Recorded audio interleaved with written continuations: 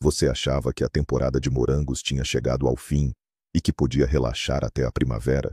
Mas e se eu dissesse que é exatamente agora, em setembro, que você decide se, no próximo ano, vai colher baldes e mais baldes de morangos ou se vai contá-los um a um? Pois é, o cuidado com os morangueiros no outono é aquele ingrediente secreto que transforma um jardineiro comum num verdadeiro magnata dos morangos. Hoje, vamos desvendar um plano passo a passo que vai transformar seus canteiros modestos numa verdadeira plantação de morangos. Para começar, vamos entender por que setembro é tão crucial.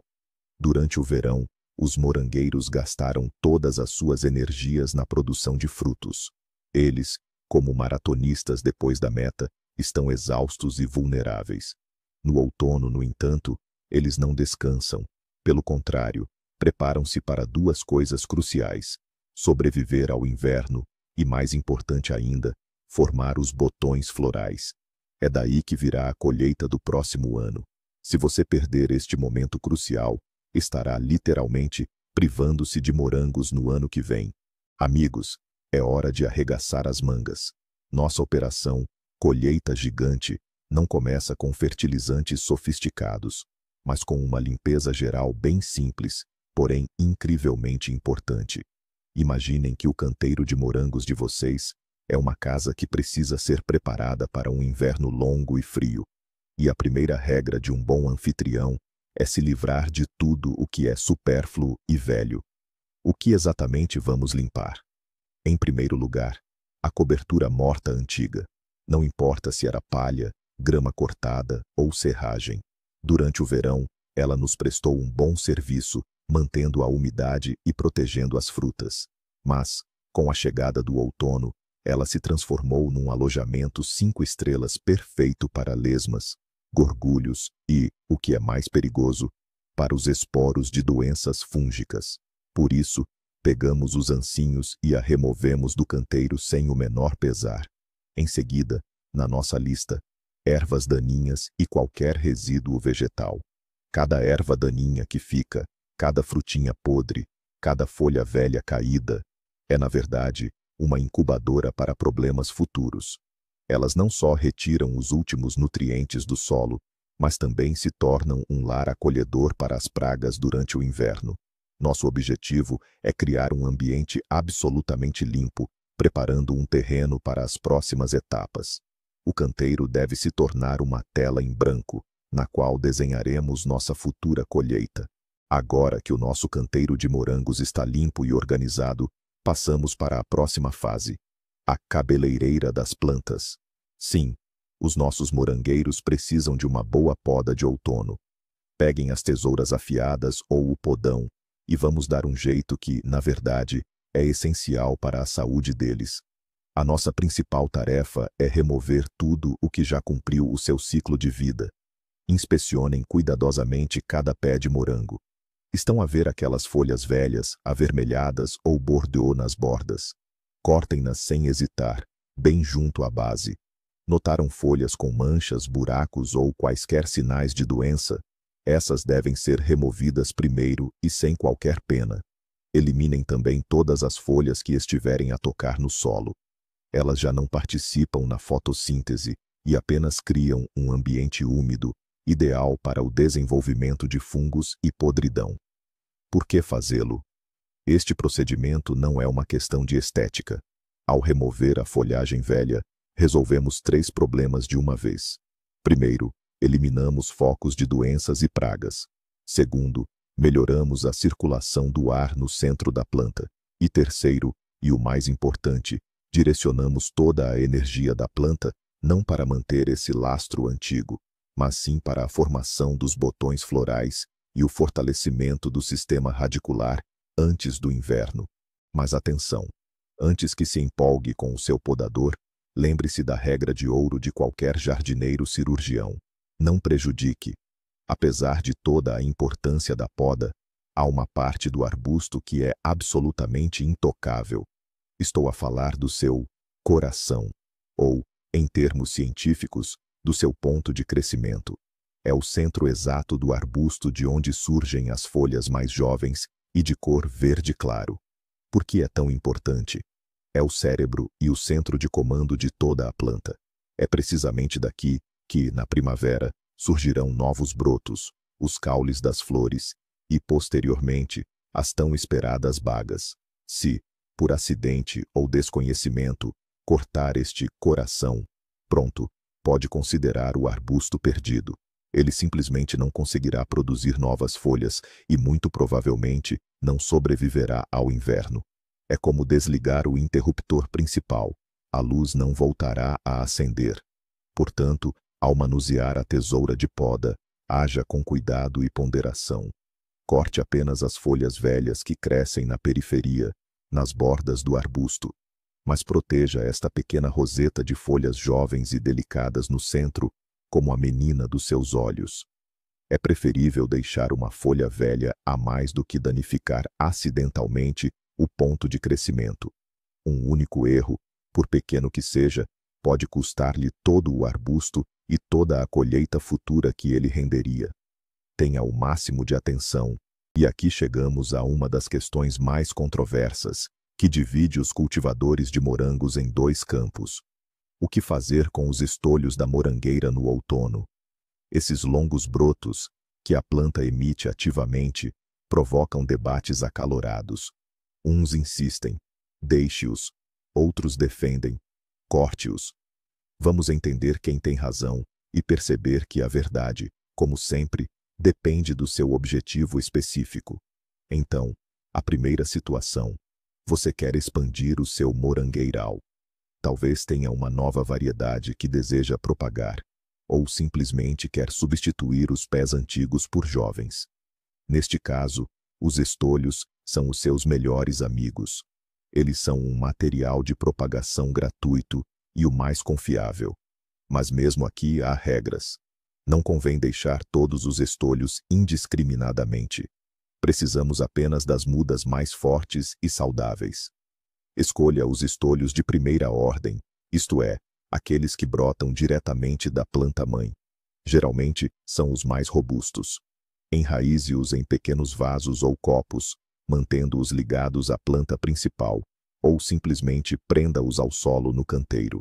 Assim, eles receberão nutrientes e terão tempo para desenvolver um sistema radicular robusto antes das geadas.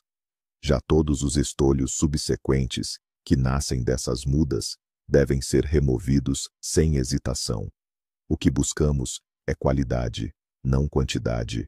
Agora, vamos analisar a segunda situação, a mais comum. Se o seu objetivo não são novas mudas, mas sim obter uma colheita máxima, simplesmente gigantesca, de frutos dos seus arbustos já existentes no próximo ano, nesse caso, a resposta à pergunta, o que fazer com os estolhos, torna-se extremamente clara e inequívoca. Cortar. Cortar sem piedade, sem a menor hesitação ou dúvida. Por que essa abordagem tão categórica? Imagine que o arbusto-mãe é como o orçamento de uma família, e esse orçamento é limitado. A planta pode gastar os seus recursos ou em si mesma, no fortalecimento das raízes e na formação de botões florais, ou nos seus filhos, nos estolhos e nas rosetas filhas. Não há terceira opção. Cada estolho que você deixa é uma bomba poderosa que retira do arbusto principal nutrientes preciosos, água e energia. Ao deixar os estolhos, você literalmente força a planta a trabalhar em duas frentes, dispersando as suas forças. No final, nem o próprio arbusto conseguirá preparar-se adequadamente para o inverno, nem os filhos terão tempo de enraizar-se devidamente. Este é o caminho para o enfraquecimento de toda a plantação e, consequentemente, para uma colheita pequena e escassa. Portanto, se o seu objetivo são os frutos, e não as mudas, o seu podador deve tornar-se o seu melhor amigo. Remova todos os estolhos bem rente à base. Isso não é crueldade, mas sim um investimento inteligente na colheita futura.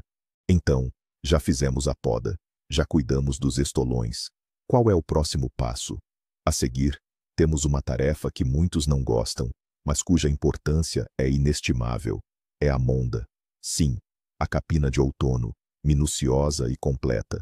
Pode parecer que as ervas daninhas já não estão tão ativas e que podemos deixar tudo como está até a primavera. Mas isso é um grande erro. Cada erva daninha que você deixar passar o inverno no seu canteiro de morangos é uma verdadeira bomba relógio. Em primeiro lugar, mesmo no outono, elas continuam a competir com os morangos pelos últimos resquícios de nutrientes no solo, que são cruciais para a formação da próxima safra. Em segundo lugar, e o mais importante, as densas moitas de ervas daninhas são o local perfeito para a hibernação de pragas. Lesmas, ácaros, gorgulhos e outros insetos nocivos se escondem ali. Além disso, nas raízes e nos restos das ervas daninhas, os esporos de doenças fúngicas prosperam durante o inverno, e assim que o sol aquecer na primavera, todo esse exército de pragas e doenças atacará com força renovada os seus jovens morangueiros, já fragilizados pelo inverno. Por isso, não seja negligente. Percorra o canteiro e remova cada intruso pela raiz.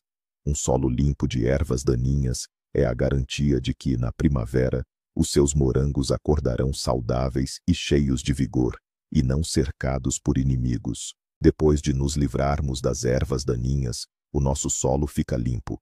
No entanto, após as chuvas de verão e as regas, ele costuma ficar compacto e endurecido. As raízes do morangueiro, tal como nós, precisam de ar para respirar. Por isso, o próximo passo indispensável é soltar o solo com cuidado. É como uma massagem leve que revitaliza a planta. Pegue uma pequena enxada, um cultivador manual ou até mesmo um simples garfo. A nossa tarefa é revolver a camada superior do solo ao redor de cada pé de morango. Mas, tal como na poda, o importante é não exagerar. O sistema radicular do morangueiro é superficial e as raízes absorventes principais não se encontram muito profundas. Por isso, soltamos a terra a uma profundidade não superior a 3 a 5 centímetros. Mas por que fazer isso? Primeiro, ao soltar a terra, quebramos a crosta superficial do solo, permitindo que o oxigênio chegue às raízes. Isso estimula o seu crescimento e desenvolvimento. Segundo, melhoramos a permeabilidade do solo à água e ao ar. As chuvas de outono, ou as suas regas, serão melhor absorvidas, em vez de escorrerem pela superfície. E, em terceiro lugar, enquanto revolvemos a terra, eliminamos as pequenas ervas daninhas remanescentes e perturbamos os abrigos de inverno de larvas de pragas que se esconderam na camada superior do solo. Esta simples ação aumenta significativamente a eficácia de todos os procedimentos subsequentes, especialmente a fertilização e a rega. E agora, meus amigos, chegamos à fase mais crucial e talvez a mais importante dos cuidados de outono, a adubação. Se a poda e a remoção de ervas daninhas foram a preparação, agora vamos lançar as bases para a colheita futura. A adubação de outono não é apenas um lanche leve antes de dormir. É uma reserva estratégica de nutrientes que atuará durante todo o inverno e dará um impulso poderoso na primavera. Muitos jardineiros erroneamente pensam que no outono as plantas adormecem e que adubá-las é inútil. Isso está completamente errado. É precisamente agora, após a frutificação, que o morangueiro está exausto, como um corredor depois de uma maratona. E é precisamente agora que ele cumpre duas missões cruciais. Desenvolve um sistema radicular robusto para um inverno bem-sucedido e, o mais importante para nós, forma os botões florais internamente. São esses pequenos brotos microscópicos de onde surgirão as flores no próximo ano, e depois os frutos. Portanto, ao pular a adubação de outono, você literalmente se condena a uma colheita modesta. A planta simplesmente não terá força nem material de construção suficiente para formar muitos botões florais. Na primavera, claro, você poderá adubar o morangueiro, mas estará apenas tentando alcançar um trem que já partiu. As bases já terão sido lançadas, e elas serão fracas. É o menu de outono que decide quantos frutos haverá nos seus pés. Certo, já percebemos que é preciso adubar. Mas com o que exatamente? E aqui reside o segredo mais importante do outono, algo para memorizar de uma vez por todas. No outono, dizemos um não firme e categórico ao nitrogênio. Adubos nitrogenados como ureia, nitrato de amônio ou estrume fresco são os nossos principais inimigos nesta época. Por quê? O nitrogênio é um estimulante para o crescimento da massa verde. Ele, como um energético, faz com que a planta desenvolva ativamente novas folhas. Na primavera e no início do verão, é exatamente isso que precisamos, mas no outono, esse efeito é devastador. Imagine, você deu nitrogênio aos morangos, eles ficaram felizes e brotaram uma profusão de folhas jovens e tenras. E poucas semanas depois, as primeiras geadas chegam. O que acontece com essa nova folhagem? Exatamente, ela congela na hora. No fim das contas, a planta não só gastou energias preciosas em vão, mas também se tornou mais vulnerável ao frio. Essas folhas queimadas pela geada podem ser uma porta de entrada para infecções. Usar nitrogênio no outono é como enviar um soldado para a batalha com um uniforme de verão no meio do inverno. Não é uma ajuda, mas um desserviço que levará apenas ao enfraquecimento e, possivelmente, até à morte da planta. Por isso, todos os adubos ricos em nitrogênio devem ser guardados no fundo do barracão até a primavera. Com o nitrogênio, nos despedimos até a primavera. Quem são, então, os protagonistas do nosso cardápio de outono? Conheçam estes dois elementos, sem os quais é impossível imaginar um jardim saudável: o fósforo e o potássio. São eles que agora sobem ao palco e desempenham papéis cruciais na preparação dos morangos para o inverno e para a frutificação futura. Vamos entender pelo que cada um deles é responsável. O fósforo é, antes de tudo, energia e raízes. Ele estimula o desenvolvimento de um sistema radicular forte e ramificado. E quanto mais desenvolvidas as raízes, mais sucesso a planta terá para suportar o inverno, e mais água e nutrientes ela poderá absorver na primavera. O fósforo é o alicerce sobre o qual toda a colheita futura se sustentará. Já o potássio é um verdadeiro faz-tudo.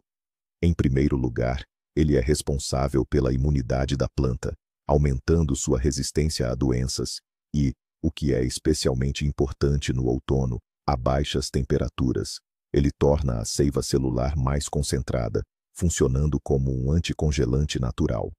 E, em segundo lugar, e esta é sua principal missão para nós, é o potássio que participa diretamente da formação daquelas gemas florais. Mais potássio, mais morangos no futuro. Simplificando, o fósforo constrói a fábrica e o potássio garante sua capacidade produtiva. Certo, a teoria está entendida. Precisamos de fósforo e potássio. Mas onde vamos buscá-los? Vamos à prática e analisar as opções de adubação mais populares e eficazes. E vamos começar com um método caseiro, comprovado ao longo dos séculos: a cinza de madeira. Ela não é apenas um subproduto da queima de lenha, mas um verdadeiro concentrado natural de nutrientes essenciais. A cinza de madeira é, antes de tudo, uma excelente fonte de potássio, e o potássio nela se encontra numa forma facilmente assimilável pelas plantas. Além disso, a cinza contém fósforo, cálcio, magnésio e um complexo completo de importantes micronutrientes. Tudo o que os nossos morangos precisam no outono. E o que é igualmente importante, ela praticamente não contém nitrogênio. Como usá-la? É mais simples do que parece. Você pode espalhar a cinza seca diretamente ao redor dos pés de morango, na proporção de aproximadamente 1 copo por metro quadrado do canteiro. Depois, basta revolver levemente o solo para que a cinza se misture com a terra e regar bem. Alternativamente, pode-se preparar um extrato de cinza. Para isso, misture 1 copo de cinza em 10 litros de água e deixe repousar por 24 horas. Em seguida, utilize essa solução para regar as plantas na base, aplicando cerca de meio litro em cada pé. Este método não só fornece nutrientes, mas também atua como uma excelente prevenção contra doenças fúngicas. A cinza de madeira é uma excelente opção. Mas, e se não a tivermos à mão, ou se preferir soluções mais modernas e equilibradas? Nesse caso, a solução é ir a uma loja de jardinagem e procurar por fertilizantes minerais prontos a usar. A agroquímica moderna oferece uma vasta gama de excelentes opções que nos facilitam muito a vida. Mas o que procurar na altura de escolher? A sua melhor pista é a palavra outono, ou fertilizante de outono, na embalagem. Os fabricantes desenvolvem especificamente estes complexos, onde o teor de azoto é reduzido ao mínimo, com foco principal no fósforo e potássio. Leia atentamente a composição, que é geralmente indicada pelas 3 letras NPK: azoto, fósforo, potássio. Precisamos de fertilizantes onde o primeiro número, N, seja o menor possível, idealmente 0, e o segundo, P, e o terceiro, K, sejam altos. Os fertilizantes de outono mais populares são o superfosfato e o sulfato de potássio. Podem ser aplicados tanto em conjunto como individualmente. O superfosfato dissolve-se lentamente no solo, por isso é aplicado no outono, para que os nutrientes estejam disponíveis para as plantas na primavera. Basta espalhar os grânulos pelo canteiro, conforme as instruções, e incorporá-los no solo. O mais importante é respeitar rigorosamente a dosagem indicada na embalagem. Fertilizar em excesso é tão prejudicial para as plantas quanto não as fertilizar o suficiente. Nós podamos, capinamos e fertilizamos os nossos morangos. Parece que está tudo feito, mas não, há mais. Existe outro aspecto muito importante do cuidado de outono, que alguns esquecem, especialmente se o outono for chuvoso. É a rega. Pode parecer estranho para que regar se já está úmido, mas aqui não se trata de simplesmente saciar a sede, mas sim de um procedimento especial, a rega profunda de outono. O que é isso? É uma rega abundante e profunda, realizada no final do outono, pouco antes do início das geadas persistentes, se o tempo esteve seco. O seu objetivo é saturar as camadas profundas do solo com umidade. A terra seca congela muito mais intensamente e profundamente do que a úmida. A geada literalmente extrai e resseca a água restante dela, o que leva a danos e à morte das raízes. O solo úmido, pelo contrário, tem melhor condutividade térmica. Arrefece mais lentamente e não congela tão profundamente. Ao criar uma reserva de umidade na zona das raízes, estamos, na verdade, a construir um abrigo de inverno mais quente e seguro para as raízes dos nossos morangos. Por isso, se setembro e outubro foram escassos em chuvas, não hesite. Pegue a mangueira ou os regadores e regue muito bem a sua plantação de morangos. A água deve penetrar no solo a uma profundidade de pelo menos 30 a 40 centímetros.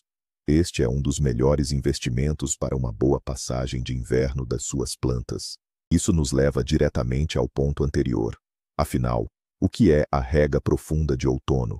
É a criação de uma reserva de água nas camadas mais profundas do solo, vital para as plantas durante o inverno.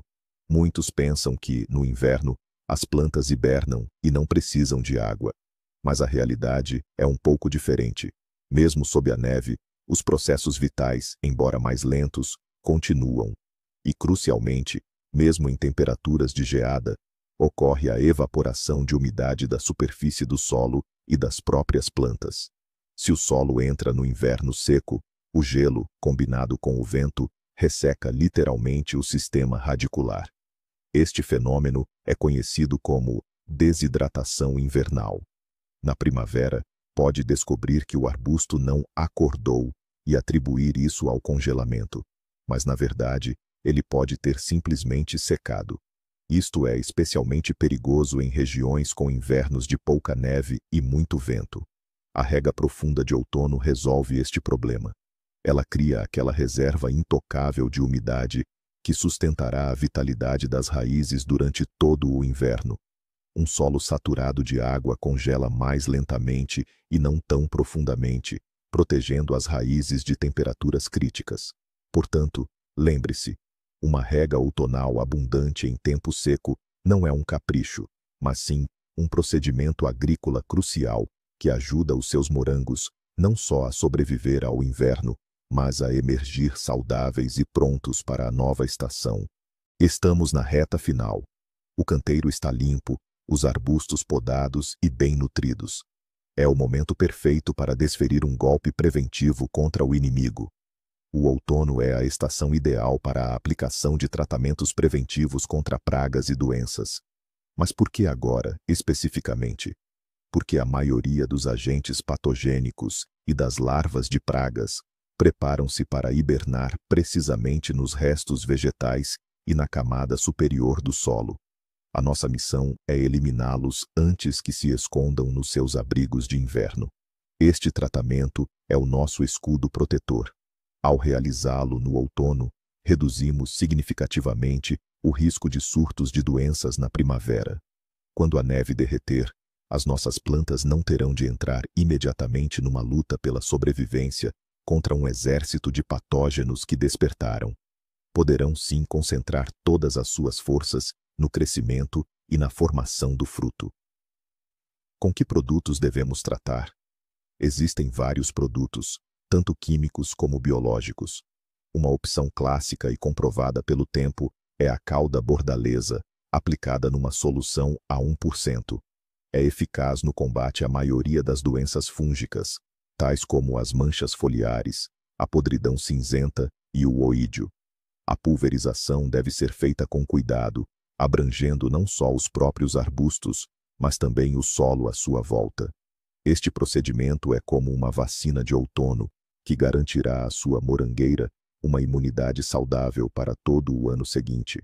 Assim, já tratamos nossos canteiros contra as doenças. Mas a calda bordaleza é, antes de tudo, um fungicida, ou seja, um produto para combater fungos. Mas e as pragas, que também não dormem no ponto e procuram um lugarzinho aconchegante para passar o inverno? Elas também não podem ser ignoradas. O combate às pragas no outono é ainda mais eficaz do que na primavera, pois agora elas estão menos ativas e mais vulneráveis. Examine com atenção o solo ao redor dos arbustos. É possível que você encontre lesmas ou seus ovos. Esses devem ser removidos manualmente. Além disso, na camada superior do solo, podem estar escondidas larvas de besouros ou gorgulhos. A aeração cuidadosa, da qual já falamos, já ajudou a perturbar uma parte delas. Para uma proteção mais robusta, é possível utilizar produtos específicos, os inseticidas. Opte por produtos de amplo espectro de ação, formulados para uso no outono. A aplicação deve ser feita em dias secos e sem vento, seguindo rigorosamente as instruções da embalagem. Existem também produtos biológicos à base de fungos benéficos ou nematóides, que são seguros para o meio ambiente e eliminam eficazmente as pragas do solo. O mais importante é não adiar este procedimento. Ao eliminar essas ameaças no outono, garantiremos que nossos morangos tenham um começo tranquilo e seguro na primavera. Todas as principais etapas já foram concluídas, e nossos morangueiros estão prontos para enfrentar o frio. Resta apenas um último, mas crucial passo: prepará-los para o inverno. Estamos falando, claro, sobre a mulching ou cobertura de inverno. Esta etapa é especialmente importante para regiões com invernos rigorosos, gelados e, o mais importante, sem neve. A neve é o melhor cobertor natural, mas se não podemos contar com ela, devemos ajudar nossas plantas por conta própria. Quando começar a cobrir, não se apresse. Uma cobertura muito precoce pode causar o apodrecimento do colo da raiz. As plantas precisam passar por um processo de endurecimento. Espere até que geadas leves e estáveis se estabeleçam e a camada superior do solo congele ligeiramente. Isso geralmente acontece quando as temperaturas noturnas variam de 5 a 7 graus negativos. Este é o sinal de que é hora de agir. Por que cobrir? Primeiro, protege o sistema radicular do congelamento. A camada de mulching cria uma bolsa de ar que suaviza as flutuações bruscas de temperatura. Segundo, protege os arbustos dos ventos gelados que desidratam as plantas. E terceiro, na primavera, Essa cobertura atrasará o derretimento da neve e reterá a preciosa umidade no solo. Este é o toque final da nossa sinfonia de outono, que garantirá aos morangos um inverno confortável e seguro. Certo, proteger é preciso. Mas com o que exatamente? A escolha do material para a cobertura de inverno é crucial, pois dela dependerá o conforto da sua morangueira durante a estação fria. Vamos analisar as melhores e mais acessíveis opções. A palha é, por excelência, a cobertura ideal. É leve, solta, permite uma excelente circulação de ar e não compacta. Cria uma almofada de ar fantástica que protege eficazmente contra o gelo, sem, no entanto, permitir que as plantas apodreçam durante os períodos de degelo. Uma excelente alternativa é a folhagem seca de coníferas, como os ramos de pinheiro ou abeto. Esta folhagem não só isola bem, como também afasta roedores, que no inverno adoram saborear os tenros corações dos morangueiros. Além disso, acidifica ligeiramente o solo, o que é bastante benéfico para os morangos. Para quem prefere soluções mais modernas, o agrotêxtil branco, também conhecido como Spunbond, com uma densidade mínima de 60 gramas por metro quadrado, é perfeito. Pode ser colocado diretamente sobre o canteiro ou fixado em arcos baixos, criando uma espécie de túnel. Este material permite a passagem de ar e umidade, mas protege eficazmente contra o gelo e o vento gelado.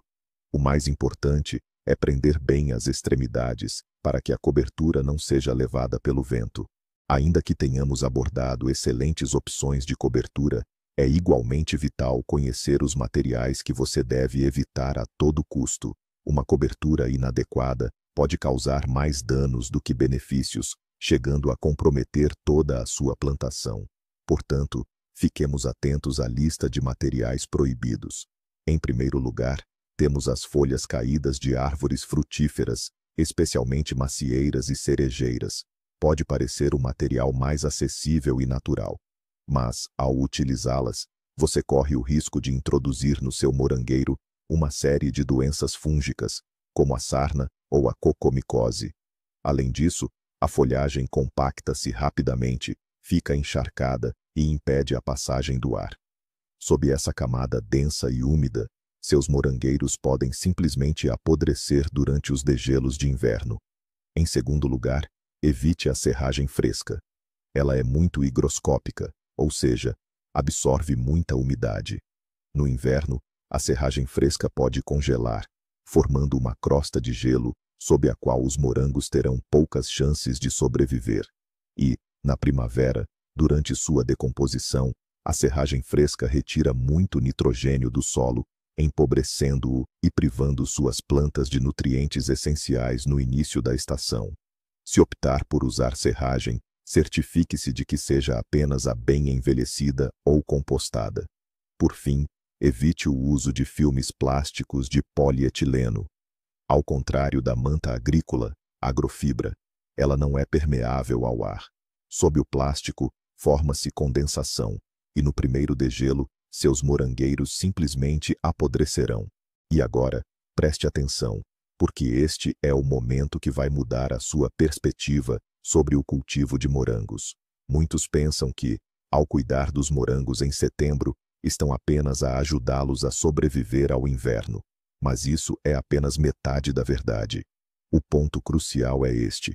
É exatamente neste período, entre setembro e outubro, que uma verdadeira magia acontece dentro desses pequenos e discretos pés de morango. A planta, com a nutrição e os cuidados adequados, forma os botões florais para a colheita do próximo ano. Percebe?